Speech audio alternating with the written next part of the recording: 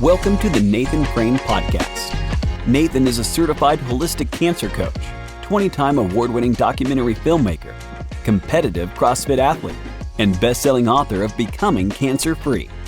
With nearly 2 decades in independent natural health research and education, Nathan shares his top solutions for preventing and overcoming disease while optimizing health and improving human performance. Each week, Nathan brings on highly renowned experts to share natural and holistic health science, strategies, and breakthroughs for living your healthiest, happiest, and most fulfilling life. And now, here's Nathan Crane. Welcome back to the podcast. I am really excited to have Dr. Cynthia Li here with us today. Cynthia, thanks so much for coming on the podcast. Thank you for having me, Nathan.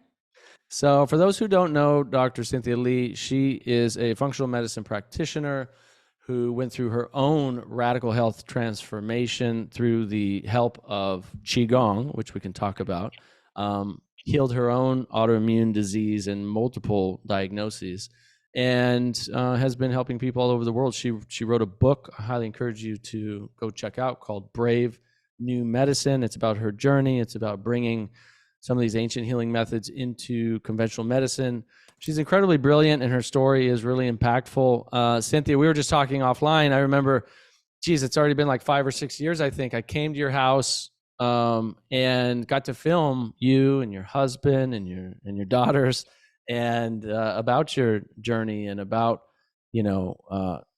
basically how you were really near death's doorstep. I mean, bedridden for years and very sick, and you were a practicing medical doctor at that time, and you couldn't practice, and going through all of this, I'm sure, tremendous not only physical pain and chronic fatigue, but the mental emotional anguish that came from that, and then finding a practice, an ancient practice that actually revitalized you and gave you new life and got you back on your feet and got you to a place of health and got you to a place where you could write a book about it and teach about it and work with patients again. So, I mean, for those who haven't seen it, that entire basically mini documentaries on YouTube, people can go watch it. Just search Dr. Cynthia's name, and you'll be able to find it. But yeah, again, awesome to see you and reconnect. Thanks for coming on the podcast. I'm excited to dive into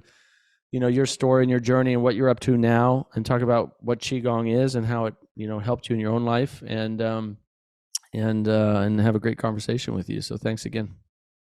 Great. Thank you. So for people who don't know your story, share a little bit about it. What happened? I mean, you were a conventional medical doctor, right? And then, you started experiencing some chronic fatigue, and what happened? Can you share a little bit about that? Yeah, I mean, just kind of in a nutshell, I was a few years out of my residency training in internal medicine. So I was a specialist in adult chronic diseases.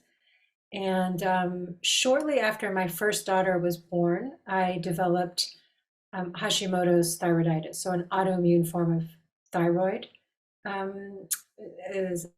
thyroid condition that actually in the postpartum phase, it often resolves. It's different than the more chronic form that people are familiar with. So mine resolved about a year later, but my symptoms actually continued. So resolved meaning that by numbers, by my blood tests, it had resolved. But I actually felt largely the same. I wasn't sleeping well. I was tired. I was losing weight. At that point, though, I was still very functional. I was young. I was in my early 30s, and so I was still working full time. Having a new baby, having an active husband. So even in my own book, I was fine. Like the numbers kind of dictated everything. And then it was a couple of years later, I got pregnant a second time, and that's when things got really, really intense. So it was the beginning of what would be 10 years of chronic fatigue syndrome, dysautonomia, which is a dysfunction of the autonomic nervous system, which controls largely subconscious body functions like breathing, digestion, heart rate, blood pressure. So that was it was in disarray, and then yeah, a few other conditions that kind of go. They often go together. Fibromyalgia, brain fog, things like that. So it was really a journey into the unknowns of Western medicine, right? So, and I had seen patients on the other side, as a doctor on the other side of the bedside, not knowing really what to do with these patients, not knowing what to offer them, other than the standard antidepressant or painkiller, physical therapy, those kinds of things. And so, after a couple of years of pretty significant debilitation, I mean, I was largely housebound for several years, but the first 2 years were very critical. And that was when I was not able to work, even part-time. So I began to really focus on things outside of my paradigm. It didn't come easily to me, because my paradigm really represented kind of the truth of how not just my body works, but how the world works. And then it began actually with seeing an acupuncturist who began to teach me both about the holistic way of understanding the body and its systems, not just as one system, but really connected to the ecosystems around me. And when you say my paradigm, at that time you're talking about your conventionally trained paradigm, right? Which is basically, just biology as you learn it, as a doctor, typically you're treating really symptoms, management and symptom management. It's not really disease reversal, right? It's generally pharmacology and so forth to take care of whatever the issue is, rather than, which holistic medicine is generally looking at the root cause, like what's actually causing this and how do we address that.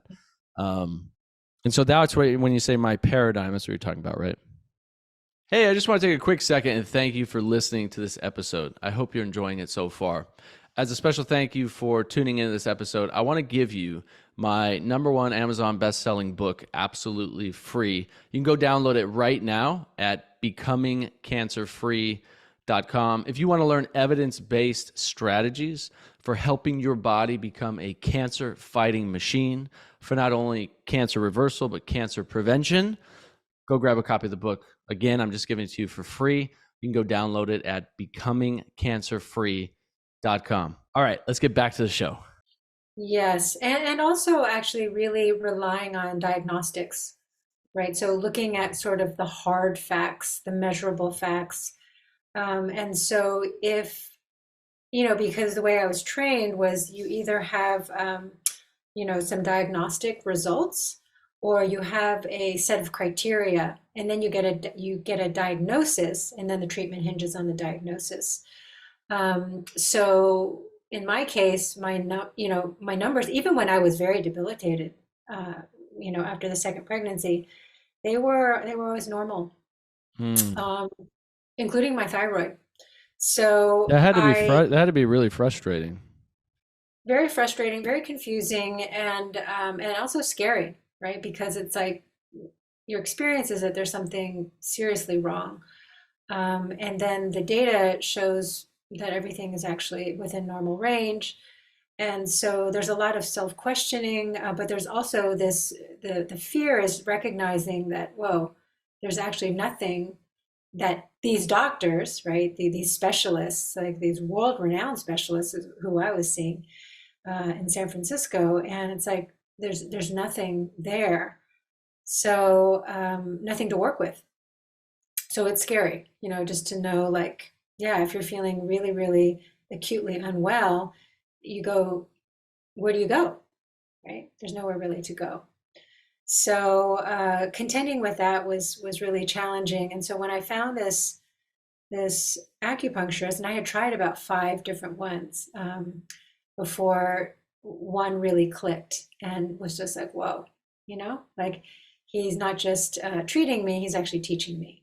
And we would actually teach each other, translate, in traditional Chinese medicine terms to Western terms, what was going on. And yeah, so I learned a lot about the body as an ecosystem within an ecosystem, and then the micro ecosystems within my body as well. I also learned about chi. That was the first time I learned about chi, about energy, subtle energy.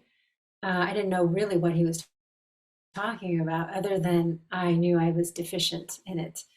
And then I also, was coupling it with Western science. I dove into environmental health and learning about the pollutants and how they affect our bodies, and also the ways in which we can detoxify. So it was kind of it was very much a stepwise progression for me, partly because um, it just took that long for me to break out of my paradigm, but it also was just a limitation of where I was energetically. So I didn't have the wherewithal to even attend a medical conference on integrative medicine or functional medicine. I didn't know about functional medicine. It was very, very nascent at that time. And so I hadn't heard the term, I didn't know what it was until several years later.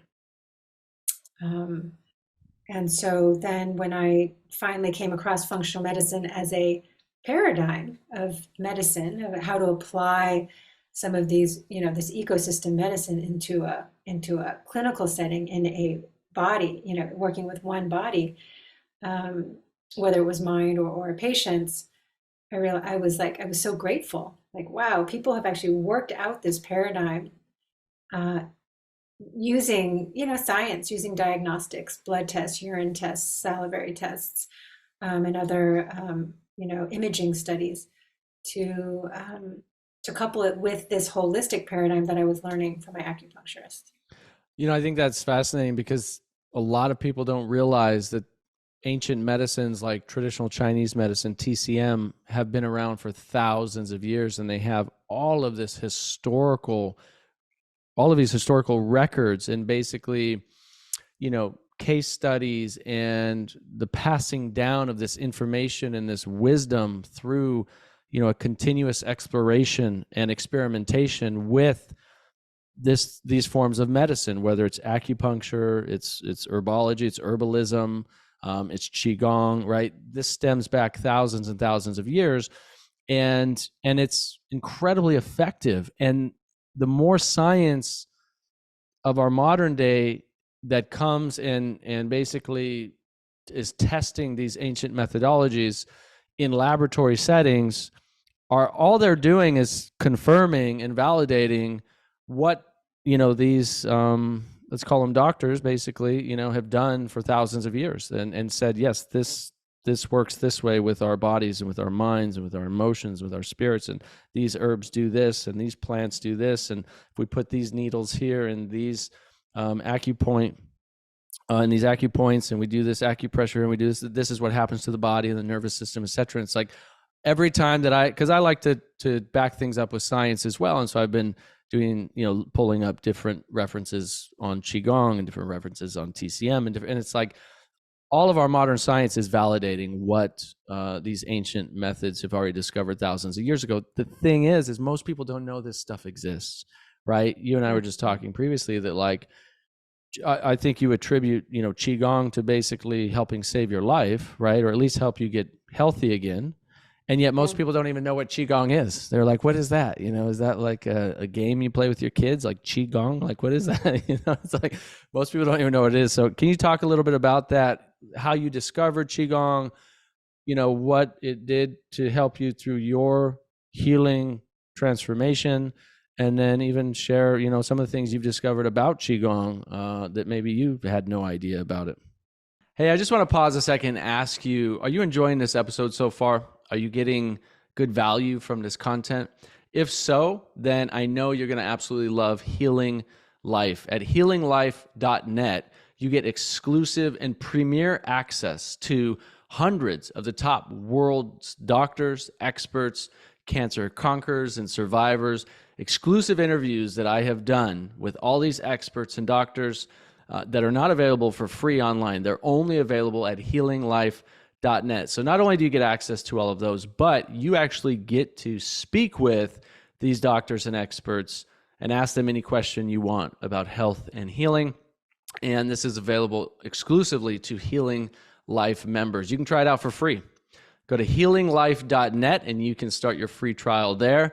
And whether you're interested in learning more about detox or cancer, diet and nutrition and nutritional science, about diabetes, about heart disease, autoimmune disease, anti-aging, longevity, all of these topics are covered in depth, and more are continuing to be added at Healing Life. And again, you get to talk to these doctors yourself. So I invite you to set up a free trial at healinglife.net, and I hope to see you over there. Now, let's get back to the show. Yeah, absolutely. So, and I know just from our earlier talk that you've had various Qigong masters and healers on your podcast. So, but just for people for whom it's totally new, Qi is energy or life force energy. It's like vitality, and Gong is cultivation or work. So it's really essentially it's a practice of cultivating energy, and I would say it's more also about managing energy, right? How do we manage our energy in the most optimal way, and then also what does that even mean? So when I began, I first heard the term from my acupuncturist, because Qigong is the foundation of traditional Chinese medicine. It's the foundation of martial arts, right? So for people who don't know what Qigong is, it's the foundation of martial arts, which most people know. Foundation of Tai Chi, and it's just a system of theories and practice methods. So there are hundreds of different schools or lineages. And I know that you and I got introduced to the same one, called Zen and Qigong. So that's the one that I'm really going to speak about. I don't purport to know a lot about the other lineages, but my acupuncturist at first mentioned it to me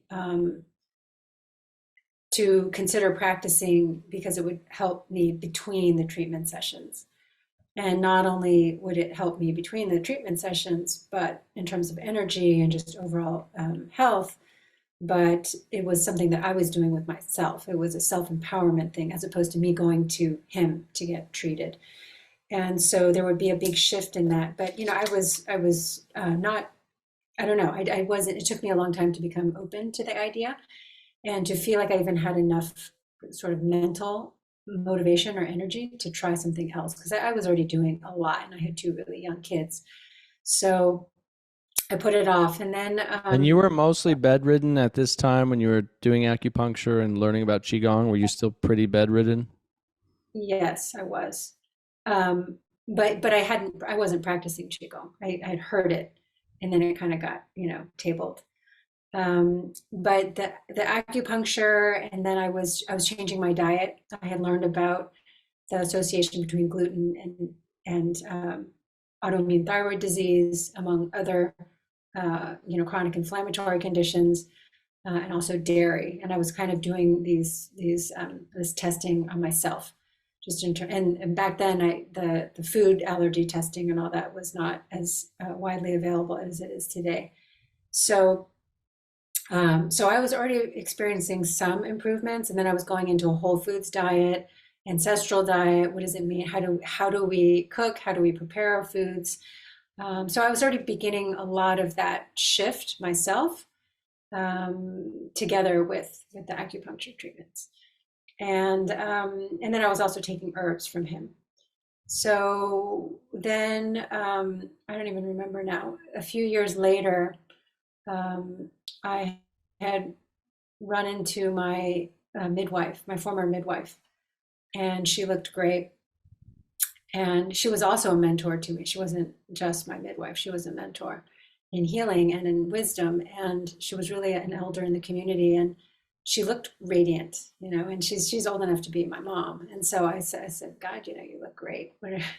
What's new in your life? And she said, oh, I just got certified as a Qigong instructor. I'm like, what? So she was the one who took me to a workshop. This was when Master Ming Tong, the teacher you've collaborated with and also studied with for a long time. Yeah, good He friend, was, really good friend. He was on the yeah, podcast. Yep, Ming Tong Gu. yeah, he was in the he was still in the Bay Area at the time. He had not moved to New Mexico. So I attended a workshop with my midwife, and that was really the beginning. But I will say that in the beginning, it was very pragmatic. You know, it was very much like, I mean, it still is pragmatic, but it was very, very pragmatic. It was like, okay, this is a mind body exercise. Okay, I see it as a way to rehabilitate. So what I had understood about my conditions, and we're learning a lot more about this now, at least in the mainstream because of long COVID, right? Like back 10, 15 years ago, chronic fatigue syndrome was really still thought of as a, you know, it's largely in your head. Does it really exist? And long COVID has actually kind of really opened that dialogue up. Hey, thanks for listening to this episode. I want to take a quick second and let you know about something really special I recently updated. I think you might benefit greatly from, something I think you might enjoy and want to take a look at. And it is my book called The Panacea Cleanse. It's a powerful 12-day plant-based detoxification and healing guide. It's already hit #1 in 4 categories on Amazon. There's thousands of people that have done this cleanse, and I've read so many testimonials from it. Let me read you one really quick. Aaron said, I did the Panacea cleanse and followed your instructions closely. I had amazing results. I stayed healthy while everyone around me, my kids and family, were getting very ill from a virus. I also lost some weight, and my menstrual cycles are much less painful. I also don't have bad headaches anymore. Thanks for the information you put out.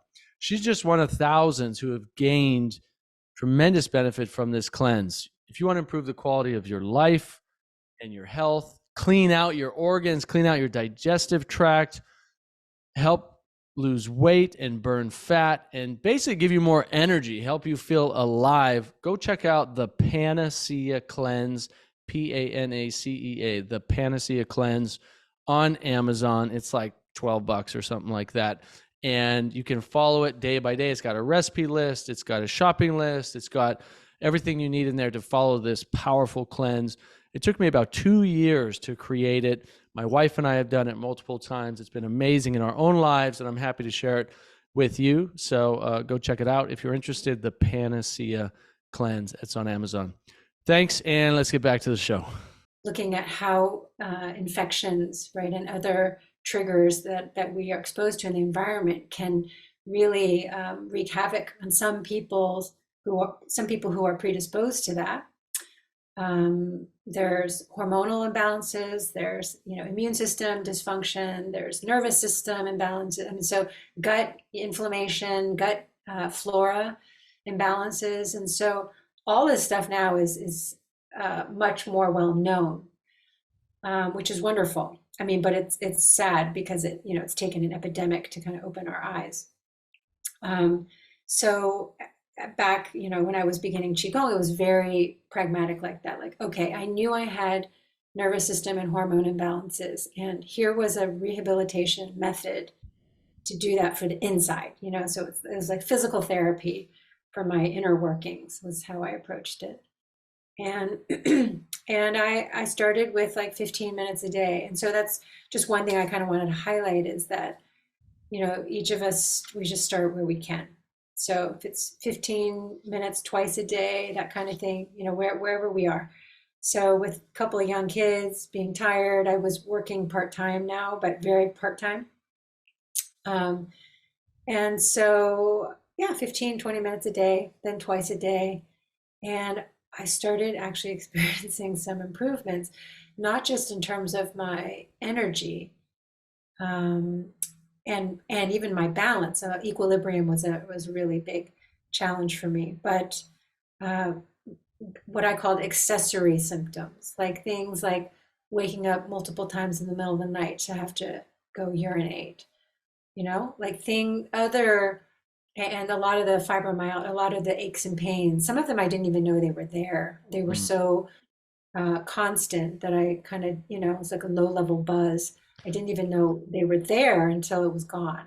Yeah, those are So all crazy. Like you get so used to a constant chronic pain. I mean, this happened to me in my traps a few years ago, where it was like, it's like a level 7 pain just turning your neck, and it never goes away. And you get so used to it that all of a sudden one day, you turn your head and it's no longer there, and you're like, whoa, wait, what happened? And it's like, it's really amazing at how the mind can adapt to whatever that chronic health challenge is that we're going through. And it's like, it's always lingering there, but you kind of start to adapt and get used to it. And you think, I wrote a blog about this many years ago, which is we've kind of normalized disease, right? Where we've come to this kind of belief as a society that we feel that disease is normal. Like it's just part of life. These aches and pains, this chronic fatigue, this cancer, this whatever, like this is normal. We're supposed to be tired at 3:00 in the afternoon. We're supposed to be fatigued and lose our cognitive function as we age. We're supposed to have these diseases. And even though we've normalized it, it doesn't mean that it has to be normal in our lives. And it certainly doesn't mean that it has to be natural either. Yeah, sure, you're 80, 90, 100 years old at the very end of your life, maybe some of these things, but we don't have to normalize these things. And we have so much evidence of this, certainly in multiple countries around the world, people living in their late 70s, 80s, 90s, 100s with very little to no disease, very little to no chronic pain, chronic fatigue, lots of energy, very active, very healthy. So it's not just one random person in one area, it's multiple people in multiple countries and multiple cultures around the world. So we know that's a potential, that's a human potential. Yeah. I think for all of us, but we have to change. I think we have to change that normalization of, disease and pain. All these things are just part of life. They can be, and also they don't necessarily have to be. Yes, absolutely, absolutely. Because, and that's one thing that Qigong and traditional Chinese medicine really opened me up to, is to really reframe things. In Western science, we're really looking at right means a lot of times, like the averages, Right. and right, and what you're talking about, yeah, is normalizing disease, but also normalizing, yes, feeling suboptimal, like unwellness is kind of just the norm. And so, but we forget, because everyone around us, or most people around us, might be right kind of on this slow or rapid decline. And oh, it's okay, I'm just not going to complain. And okay, it's normal, it's normal that we're screening kids, um, 10, 12 years old for diabetes and high cholesterol. Like, and I even remember when I was in training, which was 20 years ago. I finished training about 20 years ago, but thyroid conditions they were common, but they weren't that common. I mean, and then just a few years out of residency, I remember we were basically screening all women, within a certain age range for thyroid levels. And I thought, oh, okay, well, that's the new normal, So the That's setting the crazy. new normal are always a little bit dangerous, yeah. And so what qigong and to your point about these other cold spots, or whatever you want to call them, but these areas of of healthy longevity around the world, is that it opens us beyond the norms, the averages and the means. It's like, oh, well, what is possible? Yeah. What is the potential? And can we, yeah, normalize that? Yeah. How do we normalize that, right? How do we normalize our potential as human beings? Because I believe our potential is significantly higher than we've limited it to be. And like you said, it should not be normal that we're screening children at 8 years old, 9 years old, 11 years old for diabetes, for cancer, for autoimmune disease. These diseases have exploded over the last 70 years. Cancer is one of them. Specifically, my research for the past decade has been primarily on cancer, but in that research, I come across heart disease and diabetes and autoimmune disease as well, because I have come to find out they're basically all disease. They're all branches of the same tree, and it's very much the underlying roots of that tree that lead to all of these diseases. in our bodies. And it is sad that it has become normal for children. I mean, cancer is the number one killer of children under 18,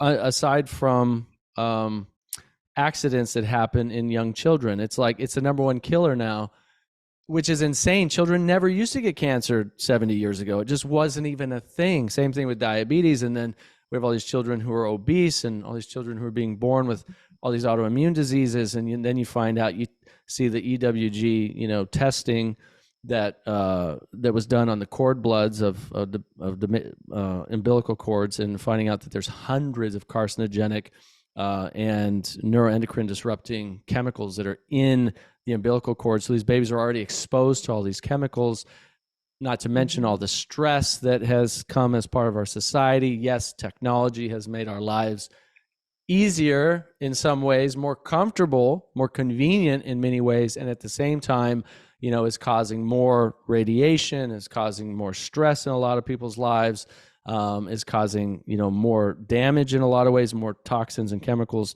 in the environment. So these are all things that we have to deal with, right? And when you address it with food and diet and nutrition and cleaning up your environment, cleaning up your water, your air, all the things that, we teach through my companies and Conquering Cancer and Healing Life and a lot of things that we do, that's a really important part of it. But at the same token, that's not everything, right? And that's something you discovered as you changed your diet. You were taking herbs, you're doing acupuncture, and it's like those things help and they're important, but it seems like there's a missing piece, a missing link. And that's kind of what I found with the Qigong and the parasympathetic nervous system regulation and, the meditation and the sound healing and all that, is like it really goes to a much deeper level of our holistic well-being and nurturing of our lives, so that we can self-regulate in a world that is deeply dysregulated right now.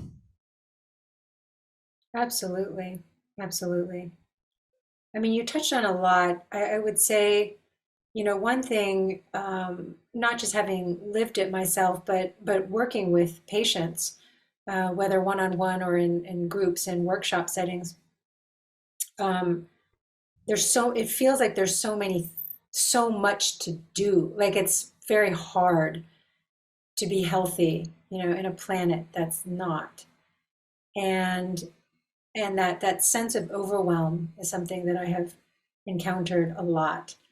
And so it's, what my leading edge right now is, it's not an either or, it's more about a how.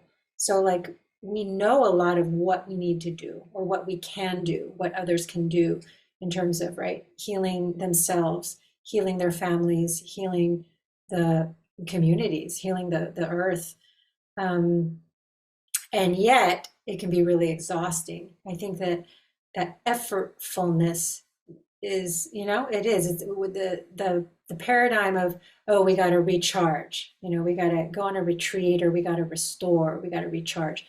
And so for a while, Qigong was like that for me, right? So when I went beyond the kind of prescriptive, rehabilitation stuff, I was like, oh, wow, like I can really, after some time, I could really feel the qi flowing, and I could feel that vitality. But then, all the effort I was putting into living life and, and work, and all of it was, it felt like a lot. So I often felt like I just had to plug in, recharge.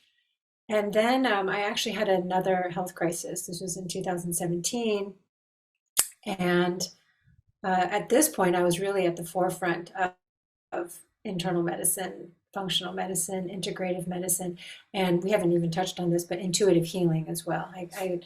I was sort of, my path unfolded, and I very reluctantly started exploring subtle energies in terms of intuition. Like with your patients, like as you were treating patients, or in what way? Well, later, once I learned how to really develop it, I was always practicing on myself first, right? So, but it came about because of my own healing journey. Was like, suddenly I went from no options to like infinite options, right? It's like, which diet do I do? You know, Yeah. That's another problem all by itself. You're like, there's nothing we can do for you. Sorry. And then you find this whole other world and you're like, there's a million things I can do. Which ones do I do? Right. Yeah. That's got to be overwhelming in its own and even right. like the diagnostics too, and functional medicine can get really complex. And it's like, Yeah. well, this one says yes, that one says no. And then, okay, how do you read? And I was actually on the receiving end as a patient. I was like, I'm totally overwhelmed. So I ended up, there was a friend who became a mentor, um, uh, teaching me basically how to develop my intuition. So it was another way into more of the subtle energy realm.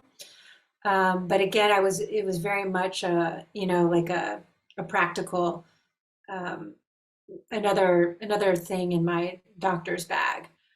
So when I had the second health crisis, um, I really came to this place where I surrendered. I mean, really the only thing I could do was go deeper into my Qigong practice. And I was still doing everything else. I was still, right, I was seeing my, my Western doctor. I was seeing a very gifted functional medicine practitioner. I was getting IV infusions. I was taking my vitamins and minerals, herbs, you name it. And so I was not doing nothing. So this But was 2017.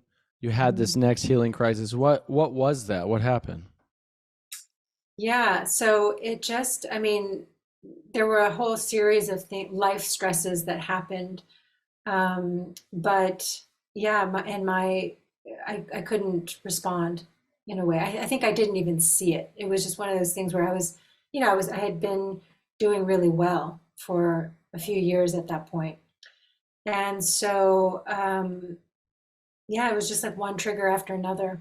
And then there was a tipping point. So What was the health? Oh, yeah, go ahead. Sorry. some infections, yeah, some toxicities like mold, some life stresses with my family, like just one after another. And I think I just reached this tipping point where I couldn't compensate. But as hard as it was a gift because and I don't say that lightly because I'm it's I don't usually say things like, oh, illness is a gift, and yeah, look at the positive side. It's because of where I've come to now. I'll say a better word is actually probably less than gift, and it was a very big opening for me. It was an opportunity for me because I had still been managing everything. I've been managing my qigong practice. I've been managing my intuition. I've been managing my whole life, and suddenly I had to surrender it all. Of course, I'm still doing things. I'm still seeing people that I need to see, but I dropped into this place in my qigong practice where I just surrendered into this field, and I didn't actually know what this field was that I had been connecting to for 4 years at this point. And so I came to this place of profound um, inner emptiness amid all the turmoil, amid all the stuff that's going on in my body, amid, what was happening in my family. And, the scientific term that I realized was that it was this profound place of physiological coherence. Yeah. I mean, it sounds so, it sounds very didactic when I say that, but there's a state in which the internal energy harmonizes, the field harmonizes, so that the brain waves, the heart waves, and then the breath, the respiratory rate, everything synchronizes. And it's like mind, body, spirit fuse as one. They just function as an integrated unit, as opposed to like, I'm going to do this for my mind, I'm going to do this for my body, I'm going to do this for my spirit. Yeah. And the HeartMath Institute, I'm sure you're aware of, has done a lot of great research on this coherence and what's actually happening with our HRV, for example, heart rate variability. And you can actually measure coherence. They have devices you can measure coherence, and I've tested them, and they really work. And it's that coherence, where it's like everything within our organism is all communicating harmoniously together, which it sounds a little etheric for some people, and there is some etheric aspects to it for sure. There is some non-physical aspects to it, but it's very measurable and it's very palpable, and it's an important place to be in our lives, right? Because if you're out of coherence, which means your nervous system is under stress and it's not able to communicate properly with the rest of your body, with your brain, with your heart. And when that's happening, you're going to have all of these internal physiological responses that are misfiring, basically. You're going to have downregulation of the immune system. You're going to have an excess production of cytokines and even cytokine storms, which is going to lead to, all kinds of issues. You're going to have chronic inflammation showing up in different areas. You're going to have all these different kinds of responses in the body that can be, like in your case, diagnosed as some autoimmune disease, but all of your blood markers are normal, all of your markers are normal, and yet you're still having all these symptoms. And what is that? My only explanation, understanding of that is, look, you are out of coherence with your mind, your body, your heart, and your soul. And when those things get into harmony, the body gets into harmony and it starts doing what it's designed to do, which is to heal itself, to regenerate itself, to thrive. And you do see that in your own life when you practice something like Qigong every single day. You feel, I'm speaking from my own experience and the people I've talked to over the years, is you feel better, you have more clarity, you're at more peace more of the time, you have more compassion in your life. And I'm not saying you're perfect. I'm certainly not perfect. I still get angry from time to time. I still, make mistakes and all of that, but it's significantly less than it's ever used to be because I practice Qigong every single day, and I get into that state of coherence often. And it is a really powerful and palpable place to be. But I just wanted to share that because it kind of sparked that idea. But yeah, please continue with your story. So you're starting to experience this. Also, yeah, and I purchased, one of the biofeedback devices from HeartMath just to test myself, like, oh, when I'm practicing Qigong, or if I'm doing a patient consult, am I in coherence, just to see. And so, yeah, and I also know there are studies that show, right, that Qigong actually affects heart rate variability in the same way that brings you into coherence. And so I'll just put that out there, right, that by practicing Qigong at a certain level, we are practicing coherence. And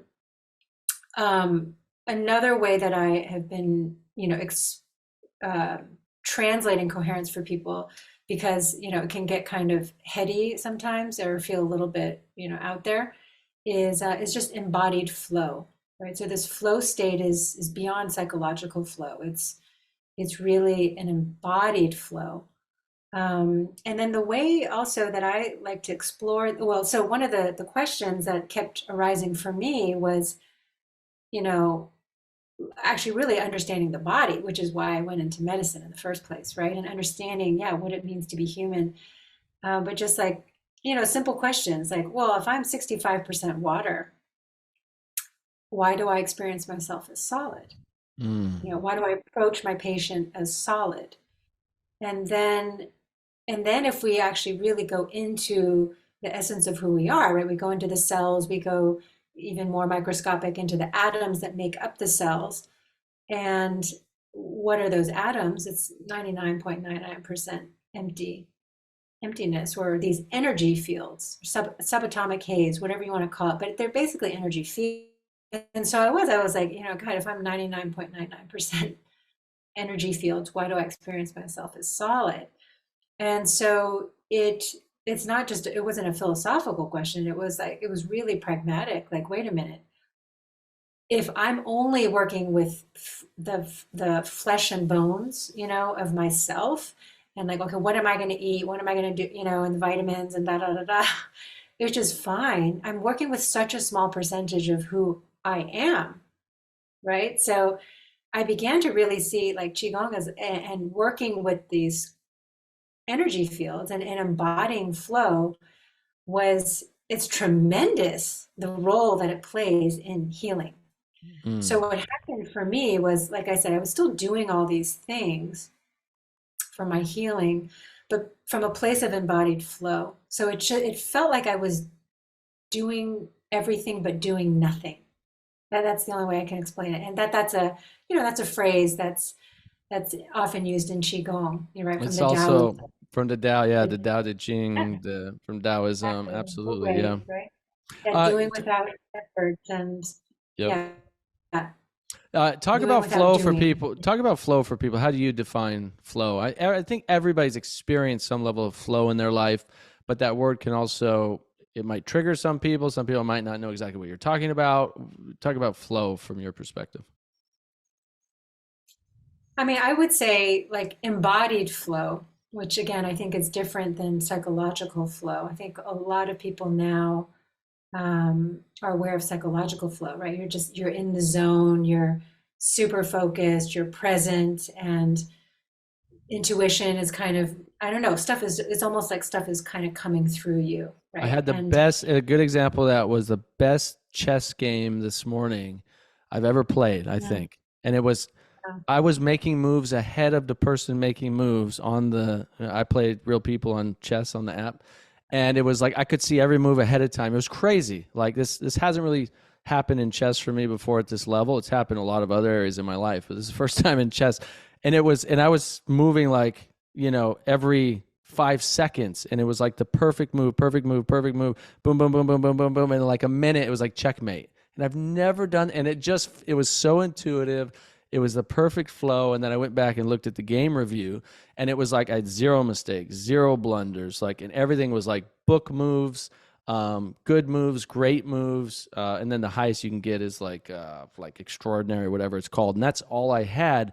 And it was just like, it felt so amazing. And that was a perfect, I'm glad you're talking about this right now, because it was a perfect experience of like, that was a psychological flow moment this morning, and it was yeah. beautiful. It was really cool. Well, But that's but a beautiful. lot of And athletes experience I think what you're calling embodied flow. that's actually what I was going to say. Okay. Embodied flow, I would say, are these professional athletes, right? I mean, is that they're, and you don't even have to be a professional athlete. You could be an athlete, or you could be playing anything, right? You could be playing frisbee at the beach. I mean, it doesn't matter. But athletes they talk about this. They're kind of in this zone, right? But they're embodied.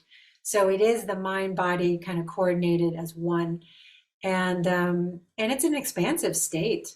It's but it's expansive and also grounded, and I think that's where it's important. The embodied flow, to be in the body, is deeply grounding, right? So we're not just kind of exploding out into some energy universe, and it's powerful. And I remember, like, he's been attributed to have said, um, that like there was one day or one week that was going to be incredibly full for him and complicated, and he said, oh, well, I must meditate for 2 hours today instead of my usual one, which feels kind of illogical to us from the linear time standpoint. But it's like, no, he knew he needed to come into that coherence, that flow state, in order to move through, right?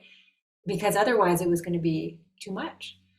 So it's taking actually a time out and a pause, coming into ourselves, coming into alignment, resonance, and then moving through. So that notion of doing without doing, or effortless doing, is really accomplishing quite a lot. It's not idleness. So that's what was happening with me. It was, I call it effortless healing. It was like I was doing everything, but I felt like I was doing nothing. That's And powerful. it Yeah, was that's incredible. What was such that an shift? What was interesting that shift for you? Was it just practicing more qigong? Was it letting go of the expectations and like really just settling into the practice as more of a lifestyle at that point? What do you think was that shift that really got you into that embodied flow state? I think all of that. I mean, I think that's what's hard, for me, and also for a lot of. I also do qigong workshops and coaching, and it's really, really hard to surrender, right? It's hard to surrender because we feel like either we're losing control, which is hard enough, but actually we feel like we're dying. We feel like we're giving up. And so, what's really important about Qigong to me, even beyond my own practice, is this field. So there's actually, we're not kind of surrendering to randomness. There's a field into which we are surrendering. And this field is just the energy field that's been cultivated by practitioners over millennia, right? And so quantum science is now slowly also beginning to overlap, right, with this notion of fields, and even, coming around to potentially saying that we can interact with those fields. I mean, Qigong practitioners have been saying that for a long time. I mean, and experiencing it for a long time. But the science is catching up, and so that's why I say that second health crisis was a real opportunity and an opening. I don't know if I would have been able to get there. It's very hard to get there if you're leading with your thinking mind. So the other thing, you said, oh, did you let go of expectations? That's the other thing that's really I don't think it's counterintuitive. It's more counter rational. It doesn't make sense. Is one of the things about healing is to also let go of the intention of the outcome. I mean, that's it feels really paradoxical. But sometimes when we want something so much, we create a resistance to it, right? Because we're attached to the outcome. And so with the coherence practices, what's powerful is that we don't have to actually even deal with what's happening with our thinking mind. We just practice coherence, and then naturally the mind will open and clarify and come into flow. So if we can go directly into the practice as a coherence practice, then oftentimes the healing, the transformation happens inside out rather than us trying to let something go. Yeah. So it's the power of it. It's the simplicity of it as well. Yeah, it is a difficult thing, right? It's like I have this condition, this disease, this pain, this challenge, and I want a solution. I want it fixed. I want it gone. I mean, I feel this as an athlete. I'm a competitive CrossFit athlete. I train a significant amount of hours every week, and I deal with pain and stuff all the time, and it's like, because I'm pushing my body so hard every day. And it's something I love doing, and it challenges me and it helps me grow as a human being. And yet at the same time, there's things that flare up, knee pain, joint pain, tendonitis, torn shoulder, whatever, these things that happen. And it's like, I want that gone right away so I can continue doing what I love to do. And at the same time, there is a certain surrendering that needs to happen from time to time that says, okay, and I find myself doing this more and more often, of sitting down, okay, why did this happen? How, what's the deeper reason for this? What's the physical reason for this? What's the mental emotional reason? What's the spiritual reason for this? So asking more of those introspective questions and trying to understand at a deeper level, other than like, oh, I did this thing and this pain happened or this issue happened. It's like, it's good to know that mechanistic set of actions that led to whatever that challenge is you're experiencing. But I find very often there's a deeper spiritual reason that things have happened as well. It's what I believe. And I recognize that, all of these opportunities, as you said, you're kind of dealing with your health challenges were not only a gift, but an opening. And I work with a lot of cancer patients, and, the ones who we call cancer conquerors, stage 4 diagnoses, prognoses with 3 months left to live. And here they are 20 years later, and I'm interviewing them, and they're cancer free. How did you do it? And what was the biggest eye-opening lesson for you? And it was, these are people who say cancer was a gift. Why was it a gift? Well, it made me start caring deeper about myself. It made me love myself more. It brought me closer with my family or relationships. I quit that job that I hated or got out of that abusive relationship. I started taking care of myself when all I ever cared about was taking care of other people. These are just common things I've heard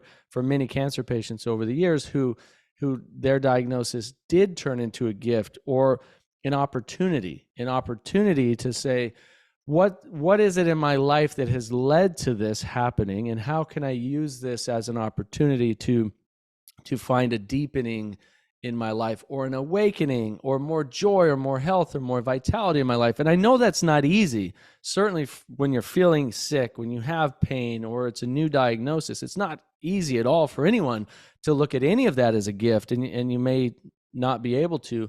But at the very least, I think what you said is probably the most practical thing people could do is say, what's the opening here? How is there an opportunity for me to grow from this, to learn from this, to be able to expand beyond it?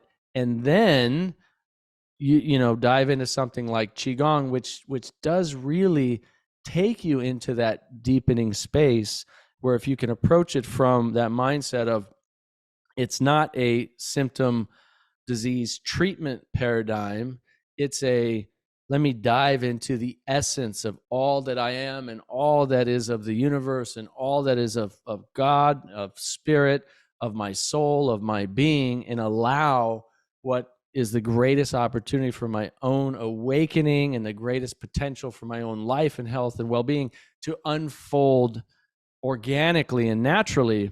And this is why, you know, at Ming Tong's retreats in Santa Fe, when I met people there who, they went there to that retreat to heal X disease, whatever it was, and they leave a week later and their disease isn't necessarily gone, but they're 10 times happier, and their chronic 10-year back pain went away. You know, it's like, and they're on a new path towards finding deeper meaning and happiness and health in their life. And so it's like those kinds of things happen spontaneously, I think, when we enter into that state of coherence more often. And I'm curious if that's kind of what you discovered in your own life. Absolutely. And I mean, I'm just saying, like, Qigong is really it's a way of life, right? It's a way of living. And really, you know, the more I just kind of, the longer I work with patients, the more I live. I just, yeah, I just like healing is really, is living, is how do I live more abundantly? How do I live with more freedom? Which is really at the core of healing. And you know, a lot of times people, well, you know, when people have found out, like either they've read my memoir, or they, you know, they saw a podcast, they're like, wait, you had a second health crisis, you know, like I thought you were done. And I said, well, you know, for a while I thought I was done too. I wasn't in perfect health, and I had certainly had some limitations, but I was at a place that I felt was acceptable, right? I was living a very full life. And so there's that mentality, is like you get from A to B or A to Z and you're done. But you know, as long as we're living, it's, as you know, the law of the universe is change. So I'm continually changing. Life around me is continually changing. God knows the world stage and the, you know, the climate is changing. So the no, so yeah, I had a second health crisis. You know, so people, I can sense their reservations and their fears, and it's like, no, I mean, it just happened. You know, and it's not a shortcoming. It just was the culmination. So much of Qigong, like I couldn't have responded to that second one had, you know, had I not kind of gone through. So I started at a new baseline. But the other thing was, oh, that I didn't even say, was that when I was kind of healing but not healing, I was doing everything but I felt like I was doing nothing. My healing was very, very fast. It was kind of a radical healing. So what previously took, you know, years, this was a matter of, you know, a few months, and it was really, really remarkable. So people who saw it up close really felt like it was a miracle. And I was like, well, you know, I'm doing stuff, but I'm not really doing stuff, you know? And so, you know, to your point about people living with cancer, so anything, you know, and my experience certainly spoke of that as well, was like living on that edge, that threshold of life and death. It, as hard as it certainly clarifies things. Things get very simple. You know, you can see what matters and what doesn't matter. So these things that they just kind of fall away. And in that simplicity is also coherence comes much more naturally, because it's a very simple state to be in, actually. It's very simple. And the other thing I want to say about coherence is that it's different than simple relaxation or comfort, right? Which there's not a lot of energy moving, even though there's a huge role for comfort and relaxation just in our day-to-day lives. But coherence activates the parasympathetic nervous system, so so relaxation is part of it, but it's not the whole thing. Then it's an activated state. There's energy flowing. So it is both relaxed and we can also feel a sense of power, which speaks to kind of what we were talking about, the professional athletes. And so I would even say, listening to you, you're talking about your CrossFit training, things like that, and how much, oomph you're putting into it, is just, yeah, I'd be curious, like, what happens if you come into a flow state and do your workouts from that state. It's different, and I recently, I think that's why go ahead. Oh, I was just gonna say, to that end, I recently started taking up Shaolin Kung Fu. Oh, wow. So there's a lot of power in the kicks and in the punches and just in the form, and I haven't had that oomph for a really long time, right? Like, so I never played sports. I never got back to getting, to running like I used to. So, but Qigong was great because it was gentle, but it was hard too, right? There are poses where you hold and it's really challenging. Very and challenging, it developed inside out and all that. But the Kung Fu is new because of this power that I feel. But also always reminding myself, like, you come into that state of flow and then you practice, and it's a very different experience for me. I'm very new at it, but it's a very different experience. So that's beautiful. Yeah. I think that's one reason, I love CrossFit so much is I do experience that flow, not every day, not in every training, but often, very often. And I did often when I played basketball, when I was younger, I played soccer, I played, I was younger and I played sports, or skateboarding when I was from like 13 to 16 or 17, skateboarding and snowboarding and skiing. I think I fell in love with those sports at that age because I felt this tremendous sense of freedom and this incredible sense of flow, though at that age I didn't have the words or any way to explain it. You just know it, you just feel it. And it's like, it's addictive. It's incredibly empowering. And I do experience that when I run, at certain times, like certain running workouts that I'll do, certain CrossFit workouts that I'll do, certain times it's like I definitely experience that embodied flow. And then I'll experience it walking in the forest with my family, sitting and watching a sunset, and like I said, playing chess this morning, it was just like, it just like happened like in that moment. I wasn't even trying. I wasn't even, it was just like, I think the more that we bring these practices into our daily life, because I practice Qigong every morning. I'm even in my ice bath after I do my Qigong practice. I'm in the ice bath for 3 minutes. I get my body, even while it's sitting there in freezing cold water, I could completely calm my nervous system and get into a state of relaxation and gratitude. We know through the science of heart math, for example, that by connecting with our heart and by connecting with positive emotions like compassion and love, these are things, and then in a state of a meditative state, these are things that actually create coherence within the body. And these are things that Qigong do, right? Like at least same thing that I have practiced or learned a little bit about some other forms of Qigong, and I'm learning more about other forms. But the main one that I've studied as well is Zineng Qigong, also known as Wisdom Healing Qigong from Mingtong, Master Mingtong Gu. That's the main one that I've also studied and practiced over the years.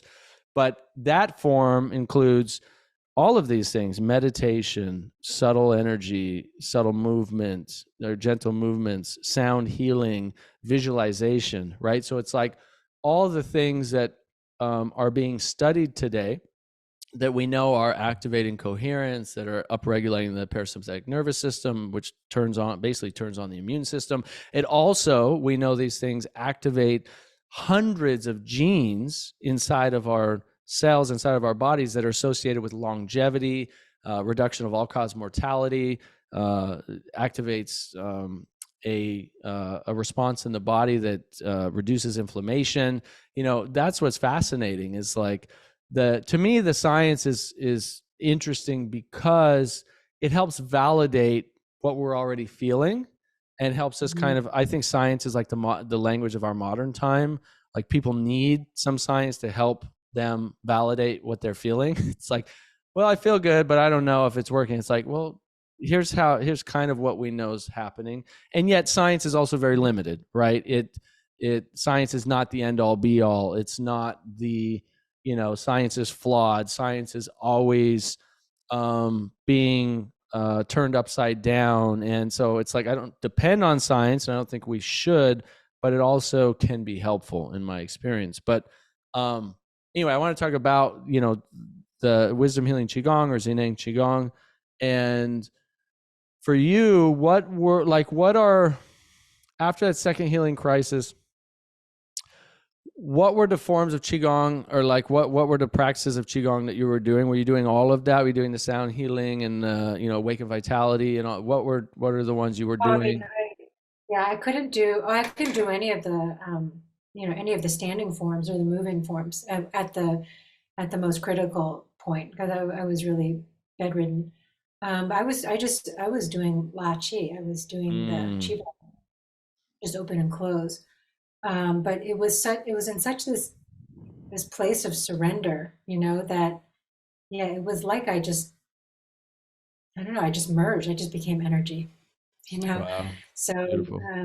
but I mean, because instead of doing it prescriptively for like whatever 30 minutes or whatever, it was I had that luxury. I mean, if you want to call it a luxury, but I had time and space to do it because I had nothing else. I couldn't do anything else.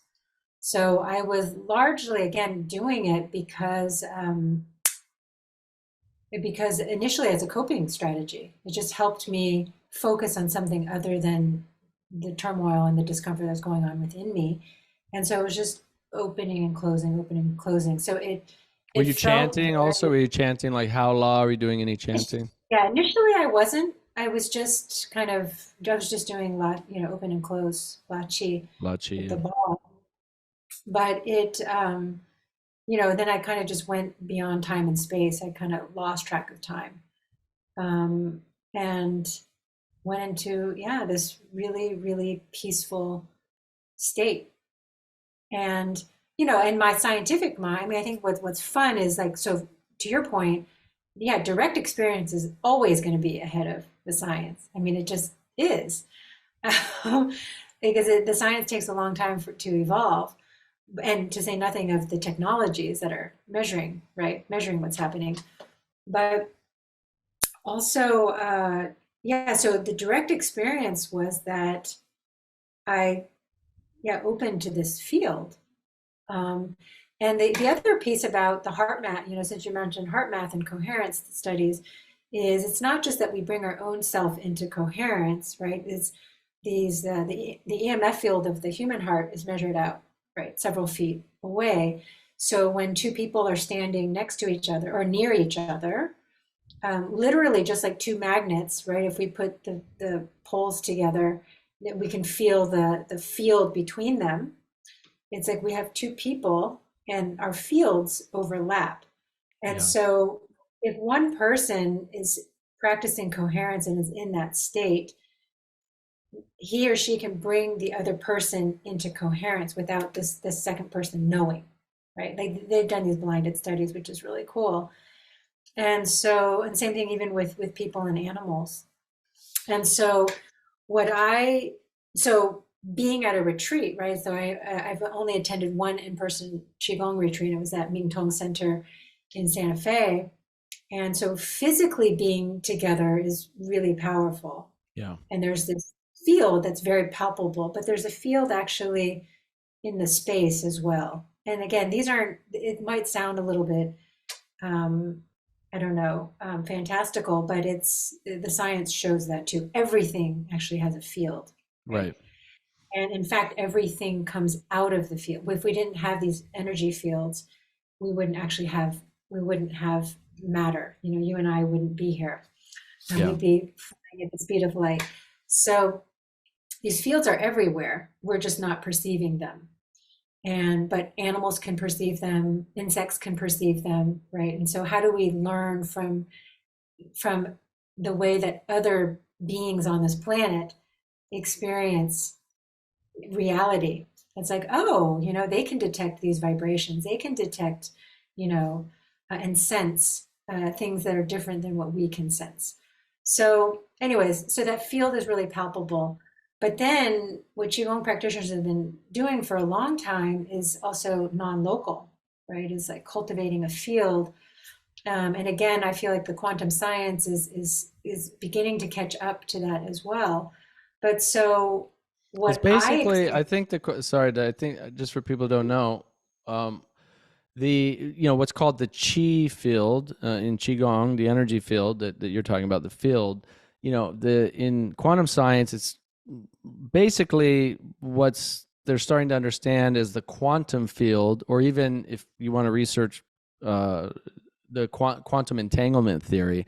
I think both of those things, the quantum field and quantum entanglement theory, are very very close, if not accurate, to what I think qigong practitioners experience as the chi field, right? And there might be some things that aren't understood about it fully yet. There might be new discoveries to understand about it, but I think that's the palpable experience that we have when we practice qigong, remotely, connecting to this field all over the world. And they are able to do these studies where, you can be in one part of the world and have somebody else in a completely part or a different room, and activating and connecting to this same energetic field. And actually, they've done all kind like extrasensory perception studies, right, where you can connect to the other person's thoughts and know exactly what card they're holding in front of them. An ace of hearts, for example. They've done all these kinds of studies. What is that?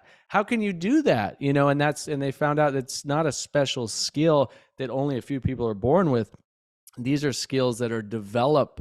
We can develop these as human beings. And the way that it explains it is we're connecting to that field, that energy field that connects all beings on all planets and all stars of the entire universe, which is like mind blowing when you really start to dive into that, like how deeply expansive and connected we really are, especially when we sit here in our little bubbles and world of like, oh, I got my computer and I got my refrigerator and I've got my little life and this and that. And it's like, you start realizing like, whoa, we are so much more beyond just this physical world with our physical problems here. And we have so much potential, like infinite, unlimited potential that I think we're just barely starting to tap into. right? Exactly. And I think, you know, I mean, I think as a concept, some of the things that you touched on are becoming more widely known and what more widely embraced or explored. You know, 0 point field, that's another thing, you know, for people who are interested in examining. It's really, really interesting. But the most interesting thing for me, of course, is like, how does it apply to healing? I mean, that's my, right, that's yours and my orientation. And also, like, it's cool as a concept, but like, whoa, like, it's mind blowing to experience it. It's a whole other thing. And so, wow, okay, it's something that we can experience, and it's something actually that anybody can experience. And and then this is where, you know, what I call effortless healing can happen, right? It's like, oh, it's like suddenly we're riding the waves as opposed to, you know, motoring in a different direction against it, you know, where it feels like it just takes a lot of energy. It's like, oh, how do I harness that? How do I ride that? How do I allow that to kind of guide me where I want to go? And so, or not even where necessarily where I want to go, but where life is going to take me, where I am going to be most in flow, as opposed to something that some kind of preconceived idea of where it is that I think I'm going to go or who I am. So yeah, it actually becomes very playful. So that is something that is, it's really exciting to be at that frontier, with the science, but having also practiced it and experienced the power of it, and also the simplicity of it, the beautiful simplicity of it. So the concepts can get really complicated, and then the practice is like, oh, it's here, it's Yeah. there, And as I said, when I was doing La Chi with the Chi ball in front of my abdomen, and I reached that place of like total emptiness, it was like, oh, I touched that field. That field was there. And so I do feel like, kind of extrapolating the heart math studies about, right, us bringing someone else into coherence, right, who are in our field, that this, Qigong practitioners are doing that, right? Like just imagine, 100, 1,000, people practicing coherence. And so this field becomes very stable, right? It becomes very, very stable. And so my sense of what I surrendered into, right? There's no science that's going to corroborate that, but my sense of what I surrendered into was this coherent field. So it helped to bring me into coherence. It wasn't just me doing it.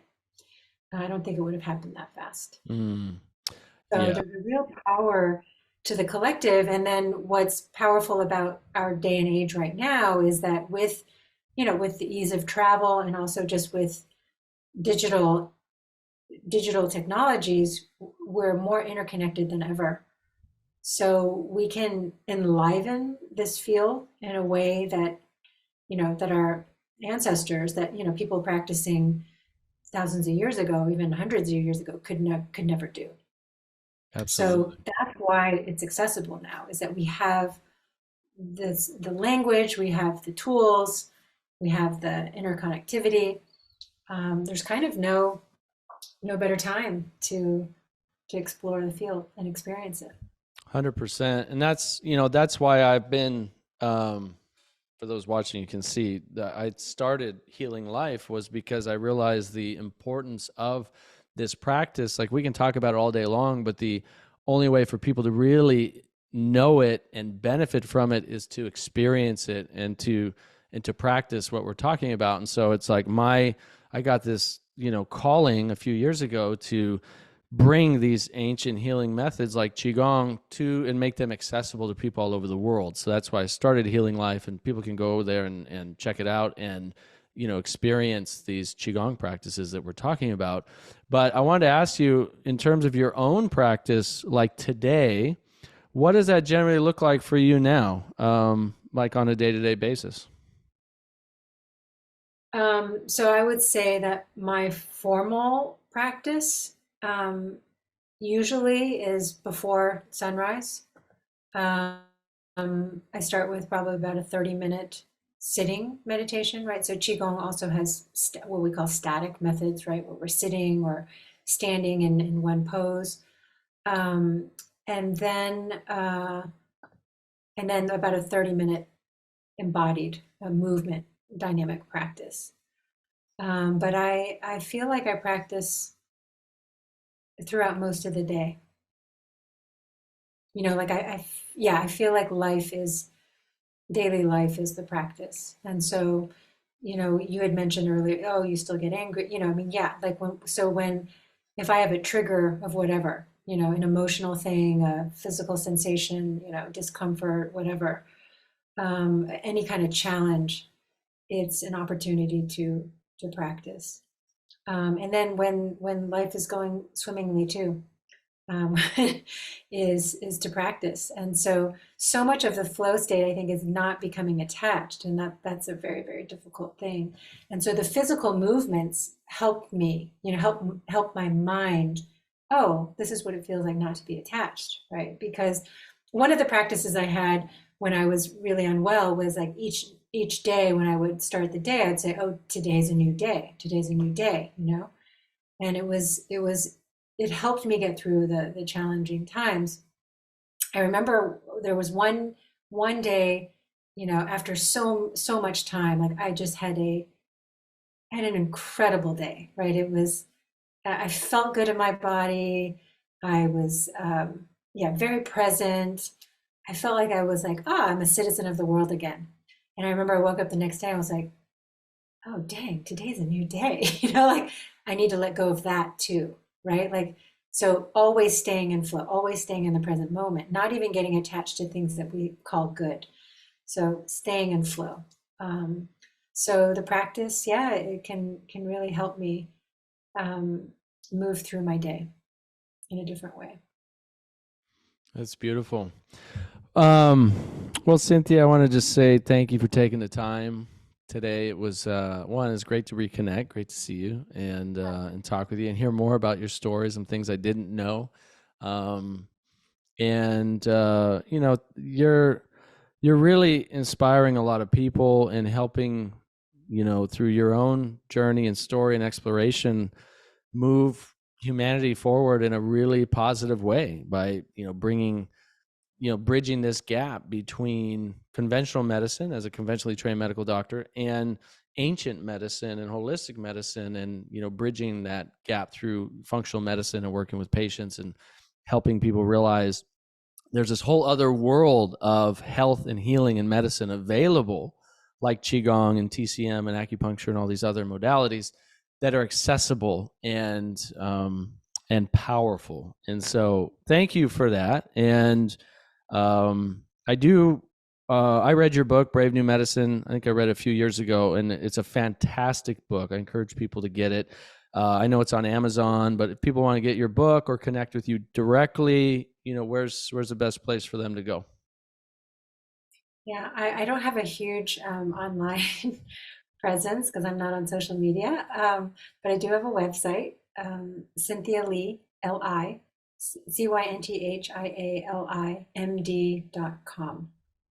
So everything, people can find me. People can find resources. I have a Qigong page as well.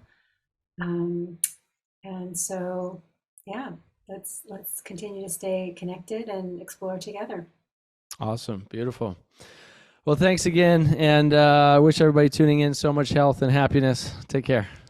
Thank you for listening to the Nathan Crane Podcast. Please make sure to subscribe and share this on social media. Then head over to nathancrane.com for your free ebook.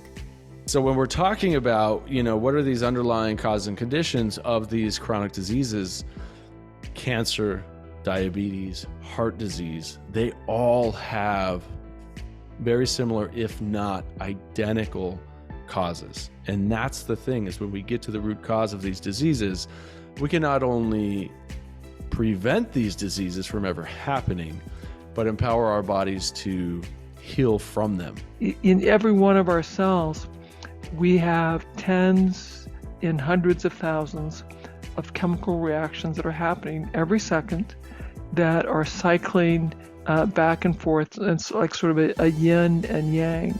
And, for me, the soul's purpose is evolution. It doesn't care about comfort. It cares about evolution. And so I think so long as we are following our soul, then we will evolve. And I think what sometimes blocks us from living our purpose, from manifesting that next level of our expression, is we have not evolved. There is also a time for letting go all the expectations and relax and just breathe and be grateful for what you have achieved.